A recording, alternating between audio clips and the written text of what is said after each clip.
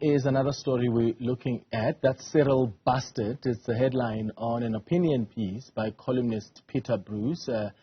Bruce's article comes at the back of several developments in the country in recent days. To mention a few, the former Eskom CEO under the Narrator's explosive television interview in which he alleged that the ANC was involved in corruption at the parastatals, and then the Financial Action Task Force, the world's money laundering watchdog, grey-listing South Africa as a possible source of funding for terrorism. Now, President Cyril Ramaphosa has not issued any comments so far on these developments.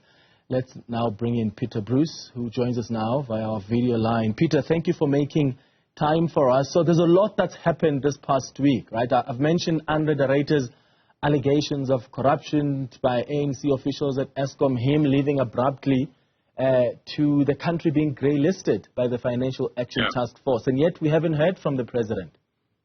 Well, isn't that just typical? Obviously, we also had the budget, which was actually rather a good budget, you know, given the constraints that the finance minister was under.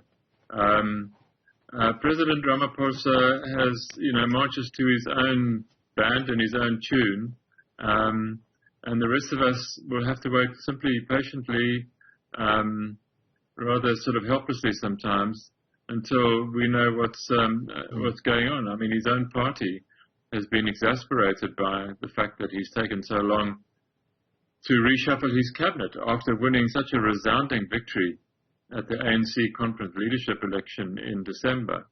I think everybody seems to assume that the reshuffle is now imminent, but that's more than 2 months later. What on earth would take someone with that sort of clout this long to get rid of the people who oppose him in his cabinet and hire some more people who don't? Yeah. That's what you do. But he operates. He operates on his own, and we are incidental to his leadership. Yeah. Well, he'll probably respond to some of these significant developments in his newsletter tomorrow. But also he may argue, Peter, that, well, I've appointed people in cabinet who have responded on behalf of government.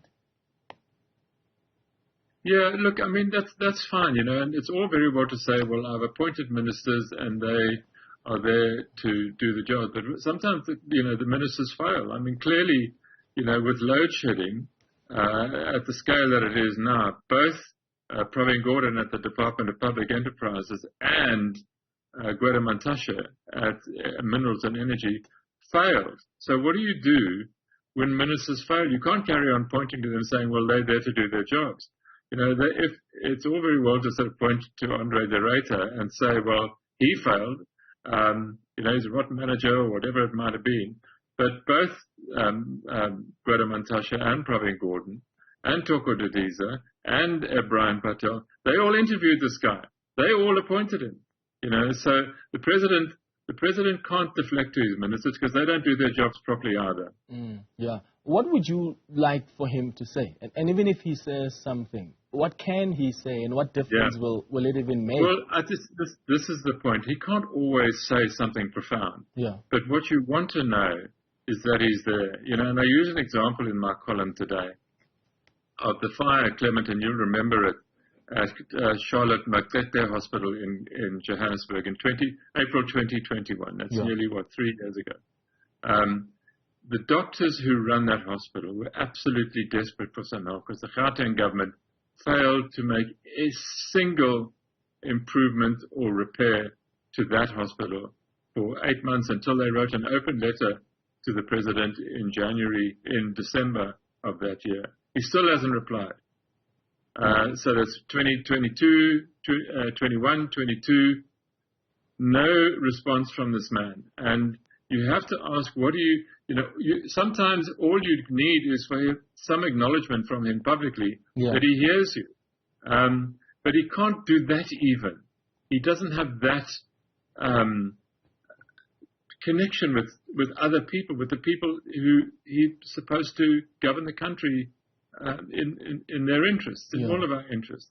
And that's what you carry on. Oh, yeah, so sorry, Peter. I wanted to say, I'm actually wondering if government treats this grey listing as a blow that I think it is for us. Do you get a sense that government is treating it as such? Because I've heard some government officials try to suggest that it's not that big of a big deal and won't even have that big of an impact on the financial sector.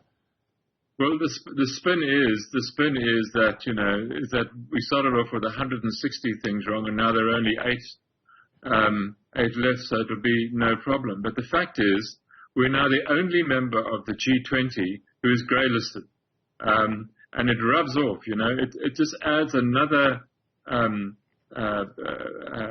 weight to the chain that we carry around with us, another ball to our chain. And it does us reputation, it does us a lot of harm. I don't know to what extent it might become more difficult for banks to do their jobs.